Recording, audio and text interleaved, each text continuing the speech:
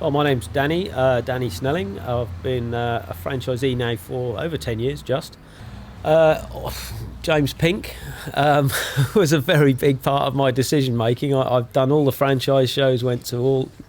I even had about 6 separate, business plans made out, and had various choices to choose from. But actually, it was what you'd achieved in your first year, was quite appealing, and how that income came. So it was all about the residual, and it really was that knowledge that you're never going to lose all your customers overnight in one hit, and it's the limited risk, so you'll get that income coming regardless of what sales you make in that month. So with most sales jobs, you go out, you sell a product, and you get that amount of income dependent on how hard you've worked that month.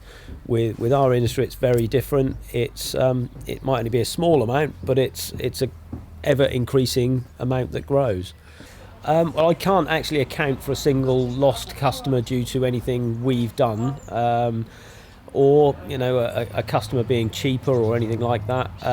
It's only ever been from a customer going out of business themselves, or something, they've closed the company for some other reason. So I like to bleat on about the fact we have something like 97% customer retention, or 98% customer retention. I've still got customers I signed up in my first year 10 years ago. I've got many customers. In fact, everyone I think I signed up in that first year is still a customer. I think I can call it a yacht. It sounds really big-headed, but it's a 40-foot 6-berth boat on the Northern Broads. That counts, yeah, and that goes out to sea occasionally, but lives life on the Norfolk Broads. And I've got a Tesla car which I've had now 3 years,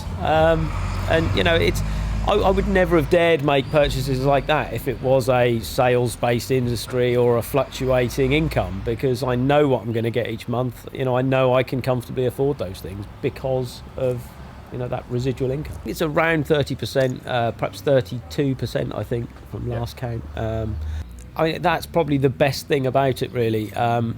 Obviously, with any business, you've got to work really, really hard from day one, and I did do that, and I was going hammer and tongs for a couple of years before I could really say that I've got a stable income here. But once you've got that, there's been various points over the last 10 years where, for personal reasons, I've had to take my foot off the gas, and my income hasn't changed. I haven't lost customers as a result. I haven't lost income as a result, and I can swan off on the golf course occasionally and take days off randomly. It was a lovely day last week. I took the Wednesday off and just went off on my boat for the day, and you cannot do that with other types of businesses. You really can't. So it is a perfect work-life balance once you've put in the initial hard work. Initially, it was a very quite easy sell because they're all using traditional technology, and we have new products that we have to educate them about and tell them how good they are.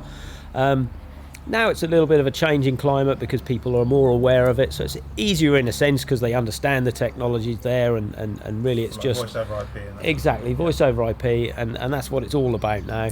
But there's such a vast product range as well, so if you are knocking on a door or making a cold introduction to someone, if they're not interested in telecoms, then you've got so many other things you can sell them: IT support, everything from virus protection through to IT hardware.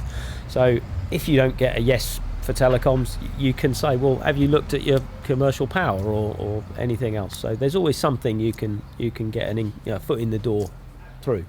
What would your advice be to someone thinking about the Pink Connect franchise? Just do it. Yeah, absolutely.